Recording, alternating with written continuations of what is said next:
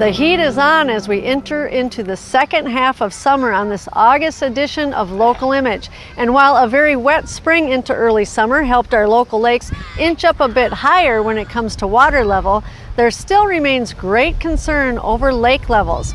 A recent campaign known as Save Our Lake seeks help from local residents and businesses in doing what they can to help save White Bear Lake. And joining me now to tell us more about the campaign is Scott Mueller, chair of the White Bear Lake Area Chamber of Commerce. Thanks for coming, Scott. Thanks, Gorgeous Judy. day, huh? Thanks. It's good to get out of the office and get out here. It is, and I appreciate your time.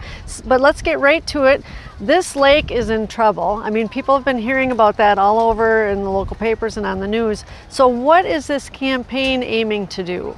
Well, going back, just getting a little history Sure. there, this lake has depleted, gone down by 7 feet. 7 feet is 14 inches above my head. So it gives you the idea of the amount of water volume that's been lost here. So the USGS study determined that as the lake level, as the aquifer below it goes down, the lake level goes down with it. I was on the lake level resolution committee to try and distill all the options down to 6. All of them require lots of money, lots of time, lots of infrastructure, except for one, which is conservation. Okay. And so we thought that that's a perfect place for the Chamber of Commerce to lead with the area businesses here. Okay, and so how have you been approaching that campaign then? How are you getting the word out and what are you telling people? We have over 300 members and we communicate with our members very often, and we started communicating with them a couple of months ago about the possibility of participating in this conservation program. Then a month ago it got really serious and we had 31 businesses sign up in an event that we did at Bel Air Beach. Wow. And so there was a lot of interest for that. Since then, we've had several more businesses sign up, and a lot of residents want to be part of this as well. And so what are some of the things that have been discussed at these meetings? What are you telling people and what are you hearing from them? Well, it certainly is a conversation that's been taking place in people's homes for the last 2 years, Yeah. and for the next several years. It has developed from what people thought was just a homeowner issue around the lake, and now it is a regional issue, and I think Okay. people really understand that. That's probably the biggest thing. And the second thing is, the conservation effort is important, but a lot of people think, gee, it's just a drop in a bucket. Right. What will my efforts do?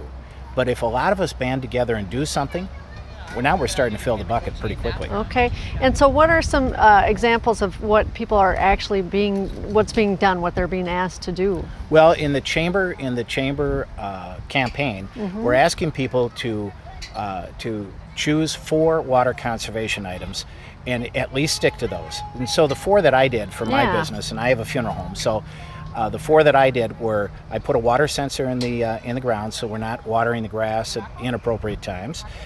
We put aerators on the faucets to cut down on the rate of flow there. We use a lot of cars in our business, so we clean them a lot. So we wash our cars in St. Paul. Now that doesn't seem like a big deal until you realize that St. Paul water comes from the Mississippi Okay, and goes sure. back to the Mississippi. And so those are all issues that are significant. For my small business, it's really reduced the amount of water that we use by quite a bit. And you picked 4, how many are there? Many? There are, on our list that we distribute to everybody, there are probably 25. Okay. But there are many companies that are doing other things as well. For instance, there's a company on the south side of White Bear Lake that just this year has instituted enough water conservation that they're saving the amount of water that Gem Lake would use in a day. Oh my goodness. On a monthly basis. Wow, that's really impressive, isn't it? So what is your goal and how are you going to measure that? The business community, industrial use, agricultural, everything in this area uses about 19% of the water. The other 81% is used by all residents. However, somebody's got to get out there and make sure that we're all focusing on it. So our goal is to get a group of very concerned businesses who cater to a lot of customers and a lot of employees in the area and make them aware of this as well. So our goal is to really have this spill over into the residential area as well, because if residents make the effort to conserve, now we're really making a difference. Okay, and so the reaction so far? The reaction so far has been very, very good. Very positive. All the municipalities around the lake have been very supportive of our efforts. Several of the cities have joined the program and have our signs out in front that say doing our part saving the lake. Okay, and so what would you want people watching this to know, even if they're not a part of this movement or not living in this area? Well, water conservation, although it seems kind of unlikely for a land of 10,000 lakes, but the truth is that water use is going to be a conversation that we have for many years into the future, and it's getting to be a serious point. So start conserving. You can conserve 20% of your daily water use and really not change your lifestyle. Every person in this marketplace uses 120 gallons per day. Wow. Hard to believe. So if you cut 20 gallons out of that, it really wouldn't change your lifestyle, right, and you'd be doing something good for the environment. Take a shorter shower. Don't turn off keep the the water running while you're brushing your teeth. All those simple things that can make a big difference. Even the simplest thing of fixing a leak, because everybody's got a hose a outside little that drippity-drip. leaks a little bit, and if you fix that, that makes a huge difference. Those are the drops in the bucket that, when you measure them up, really are significant. I wonder, is there any kind of financial incentives or programs to help people kind of get in this mode out there? Are you aware of anything like that? The Chamber is starting to become aware of some grants and some other monies that might be available out there to make more people aware. So we're trying to get that list, and we're trying to take advantage of as much of that as we can, so that we can make sure that this effort is sustained. It's not just for this year, it's for many years. And so if people want to find out more, maybe partake in some of your future meetings, or get involved, what would you want them to know? They should do a couple of things. They should go to whitebearchamber.com, or they should go to savingthelake.org. We have a Facebook page as well. Or they can call the Chamber office and ask for materials. And there are lots of websites out there that help people calculate the impact of what they can conserve. Yeah, and I think, like you said, 10,000 lakes here in Minnesota, we kind of take it for granted. We do. There are obviously other states in the country that have had to have water conservation for years. Are you learning anything from them in this process as well? We're learning a lot, because we know that a couple of significant people in the DNR and in the Met Council have worked in western states. And they've had to deal with real drought situations where it's really dire. And people have had to conserve to the point where that's how they're going to get their drinking water. And that kind of mindset, although not as extreme, needs to be taken in here as well.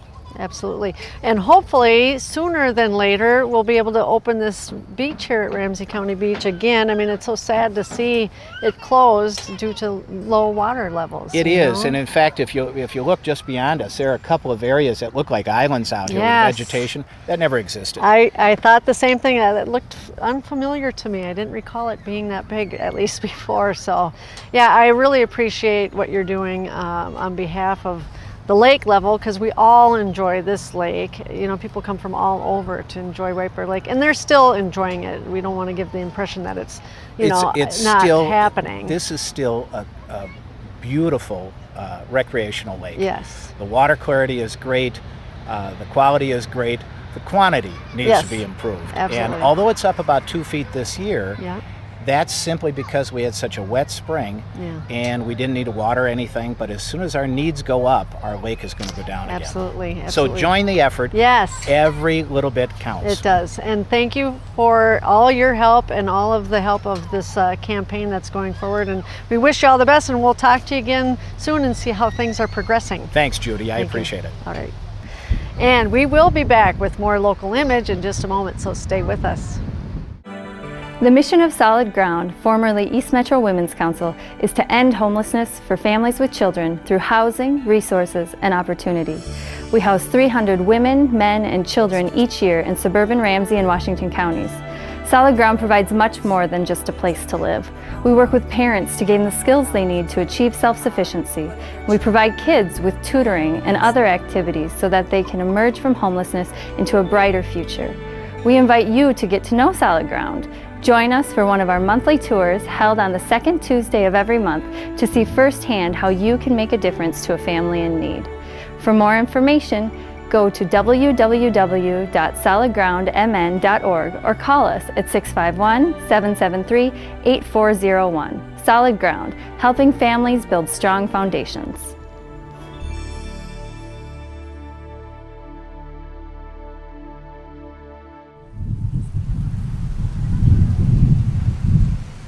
Our next segment features a woman who has had her own share of adventures. They started out fun and glamorous, or so it seemed during her time as a Rat Pack girl in Las Vegas, hanging out with the likes of Frank Sinatra. But those high times turned into a nightmare when prostitution and abuse at the hands of her pimp had her literally clinging to life as she hoped and prayed for help and a better life. Today, Janie McCormick still struggles with the pain of those early years, but has found release for herself and help for others through a book she co-authored called Breaking My Silence, and also through a cable access show she produces at Suburban Community Channels. I've gotten to know Janie over the last couple of years and invited her to join me for a visit in this Local Image studio interview. Welcome, Janie. So glad to have you here today. Oh, and I'm so excited to be back in town. Yes, we're going to talk all about that. But first, congratulations on the success of your book and your cable access show. Both Breaking My Silence is in the title of both of those. And we've got a lot to cover. But as you were just alluding to, you just got back from Reno, Nevada. Some exciting things are happening based on some of your life history, which we're going to get into. So tell us about why you were in Reno for this play. Okay, well, I was called upon by a man that I knew nothing about 2 years ago.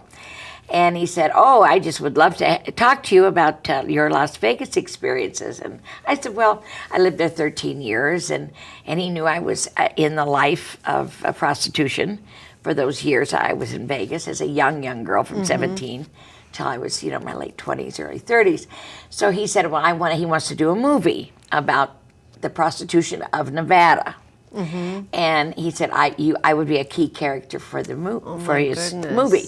Well, I kind of blew him off because, I hear that so many people want to always, they do, want to write my life story. It's very interesting, yeah. So it's kind of different. But anyway, so he says, so a year went by, and one of the ladies from the Pioneer Press called me and said, this man is trying to get a hold of you, not for a movie, but for a play, and he wants to get your phone number, and I won't give it to him without your permission. Right. Wasn't 10 minutes later, he called me on the phone. Oh my goodness. And he said, I want to do a play. It's going to be a play about Nevada's prostitution, because Nevada is the only state in the country, not the whole state of Nevada, only sections of Nevada, only certain zones are zoned for brothels. The play, as I understand it, features prostitution through the ages, doesn't it? And, Madams, and your story fits in there probably during... Mine's the first play. Mine's the first of the plays. Okay. My monologue that she does, Suzanne Crawford is the woman who does my... actress, okay. My actress that does my monologue. And in your book, there's so much more detail about your life story.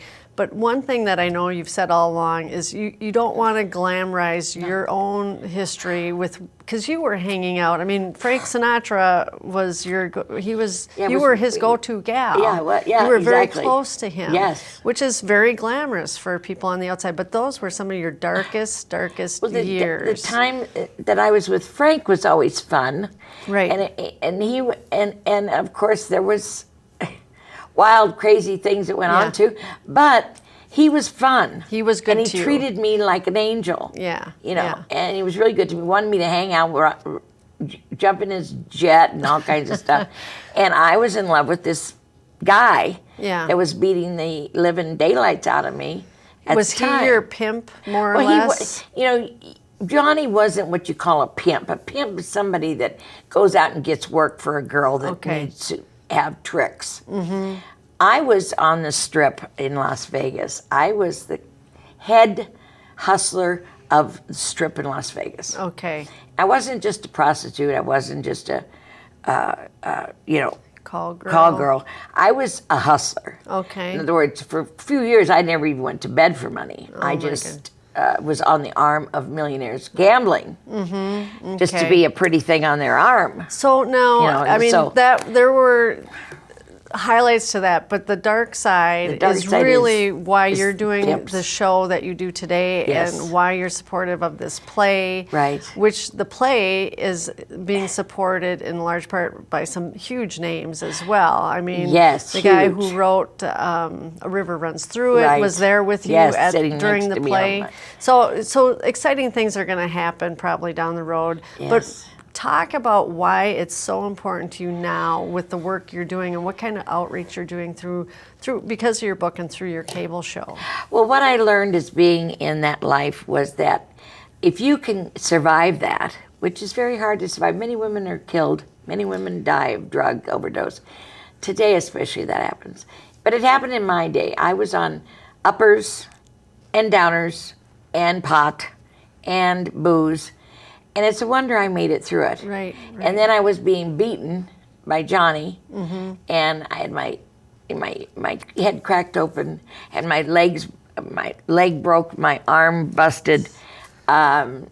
There's so much bad stuff in prostitution. The underbelly of prostitution is pure hell. It's like living in hell. And if I encourage all the women in the world, if you're in that situation, run for your life. If some man ever says to you, oh, it's okay if you go to bed with that other guy for money, it's money for us, run away from him quick, screaming, honey, because he just loves your money. He don't love you. Yeah. There's only one purpose that he has in mind, and that's to make money. Yeah. And I interview women that have been in prostitution, that have made something out of their lives now, and are survivors, and I love to talk to them. And they like to talk to me too, Right. because I've been there. Right. I've been in that life, so we understand each other. What's been the reaction? I mean, have you seen some people or heard some stories where your words have really helped make a difference? Yes. Matter of fact, there was a little gal that came up to me in Reno. And she came up to me and followed me to the hotel in a cab. And she said, I'll never go back to him again. Good. I'll never go back to that pimp of mine again. If you could survive it, so can I. She was in her early 30s. Oh my goodness. Already been in the business for 20 and years. there wasn't the help then that there No. is today. So you... See, this is my problem. I want to have a show, and I want the news media out there to have every day, if you can advertise Viagra, Right. and I could sit next to my grandson, and he could poke grandma like this and say, I know what that means. Well, what does that say about our country? My little grandson was 10 years old. Yeah. It made me sick at my stomach. I got to think about some guy getting a hard on Right. while I'm sitting watching a football game. Yeah. Like, whoopee-doo, this Yeah. is really great education. Yeah. No wonder our kids are so screwed up. Well, you know, Sorry. obviously you're very passionate about it, which you should be, and you're bringing that Sorry. message How to about your audience. how about making a message where we put a little girl in a cage, like the dogs? Okay, Yes. let's see this. Visualize, dog in the cage. You say, "Oh, that poor dog!" You turn the channel right away because you know it's going to be so sad. Yeah. This little dog is hurt and his ear's been bit off, or they've Send shot. your money to help the Okay, puppies. what about helping the girls? Yeah. Okay. What about helping the women that are in prostitution that can't get out? Let's put some information on TV where every day you'll see some newscast will say, if you're in any harm, if you're living and needing refuge, this is where you go, this is who you call, this is where it is. Just one little Right. thing. So that's your mission. Because she's not going to say to him, oh, there's some information for me. Right. It's She's a gonna scary sneak. thing. Yeah. She's going to remember it. She's going to run in the bathroom. She's going to write it down. Maybe I could go there for help. Well, let me just stop you there for a second and ask you, what got you through? Because you've been through so much, I know, in talking with you. Honey. What got you through? Well, if I hadn't believed that I could help other people and that my story could actually be told and written, and maybe somebody out there, one girl, would read it and decide that she could get out of it. If I could help one person, that's basically why I wanted to write it. I had to write it, otherwise I'd be in the loony bin. This has helped. You know, this has it's been helped very me. cathartic for Yeah, you it's to very- go through the yes, process. yeah, very much, honey. But your main message is there is help out There is there. help You out don't have to now. live that There's life. so much help out there now. And so if people want to learn more about you, your book, Right. and obviously the help, you have a website, right? yes, What's the I website? have, it's breakingmysilence.net. Yeah, and so they can find out about a .net, bunch of other yeah. help and Yes. talk to you. All of and- the people on there, there's help on there, where to Yeah. go, where to call, what website to go to. Mm-hmm. All of the organizations there out there reaching out to help you. Yeah. And help you connect with your children. We'll have food for your babies. I mean, Just they all have that. everything they have clothes for them. They have furnishings, they have Yeah. apartments. They have everything for them that they need. I wish we had more time because I know there's know. so much more we could talk about. But I really want to thank The you. play Voices in the Life, you guys, is great. Yes, so is It's that great. going to be traveling around? Yes, Voices in the Awesome. Life, yes. We'll be looking forward to that, and we'll hear more from you. Hopefully at the and also amphitheater. a thanks to Patty, too, your partner, who's helped with the cable show for sure, and she's a co-writer Oh, on the she's book. the best lady ever. yeah. She's helped so much. So I know people are recognizing you from your cable show. Yeah, and sure they are. We love you here, so thank you so much, Janie. You're my, and, my family here at SCC. Is it still SCC, or are Yes. you calling it still the same? No, it's Janie's channel. Ah, No. Janie's channel. That's Anyway, better. Yeah, thank you you. finally know. You finally got it right. No. Well, we'll stay in touch, Janie, I'm Okay, sure. thank and you, Judy. all the best, and keep doing what you're doing. You're making Thank a you so difference. much. Thank Thank you. Last month, we featured the Guinness Book of World Records attempt in White Bear Lake to make the world's longest ice cream sundae. Sponsors paid to help make the sundae with those funds, benefiting the Relay for Life of White Bear Lake. The goal was to raise $10,000 to help fight cancer, but that goal was also broken when the total amount raised came to over $12,000. It was quite a night, and our coverage of the event continues to get hits on YouTube and our website. And thanks to the work of one local man who owns and operates a camera system that captured video, which we were allowed to use in our segment, well, let's just say it took our coverage of the event to a whole other level.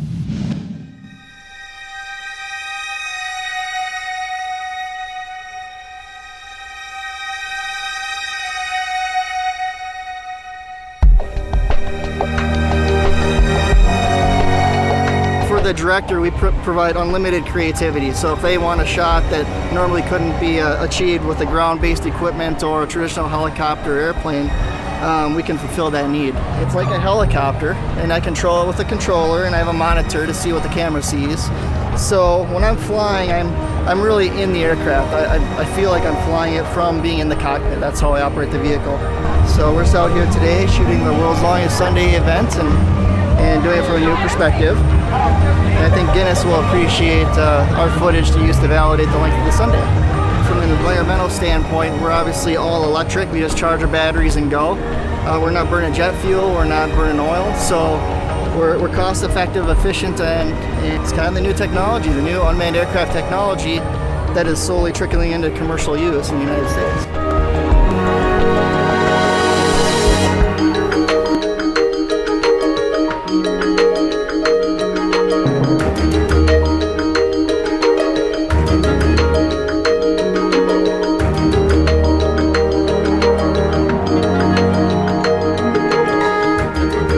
I'd really like to get my hands on one of those units. Very cool indeed.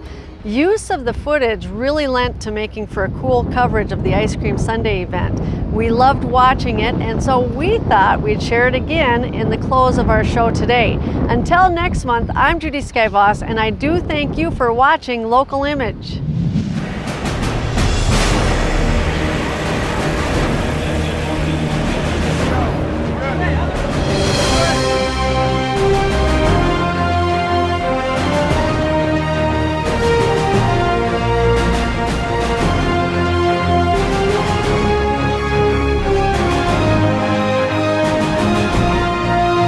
Everybody first says, John, you're crazy. And then we want to be a part of it. How fun is this? Let's do it. And then when I asked for ridiculous things, they said, and what else do you need? What else can I give you? It's really been great.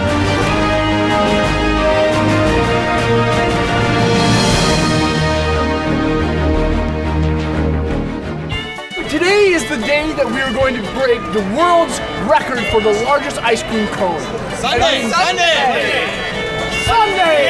Yeah! Isn't it supposed to be in like the book of world records or whatever? This is so huge, you wouldn't believe it. It's 3 football fields long. That's really long. Yeah! No, I'll tell you, this is great. It's a wonder, as far as you can see our people. So I'm looking at almost a half a mile here. What am I looking forward to most? Eating the ice cream when it's done. I'm excited to eat the sundae. Me too.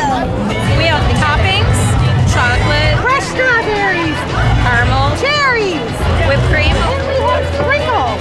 Well, we're going to get in the Guinness Book of World Records, and to do that, the ice cream has to be not only made and scooped, but it has to be eaten. That's why we have all these people here. All of these people along the 3 city blocks here have all given money to have the privilege to scoop this rapidly melting ice cream. 100 years ago, May 20th, the American Cancer Society started with 15 doctors that had a vision about what can happen. 50 years later, 1 out of 3 people were surviving cancer 5 years. Now, 50 years later, 2 out of 3 are surviving 5 years or longer. And our goal is that within the next 50 years, it'll be 3 out of 3. All right, scoopers, are you ready? Volunteers, go! Scoop that ice cream. Come on, scoop that ice cream. Scoop that ice cream.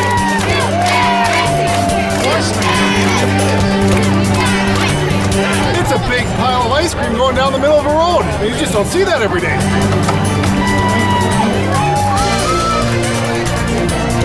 We're gonna make it. Judge will be coming down here in the golf cart pretty quick.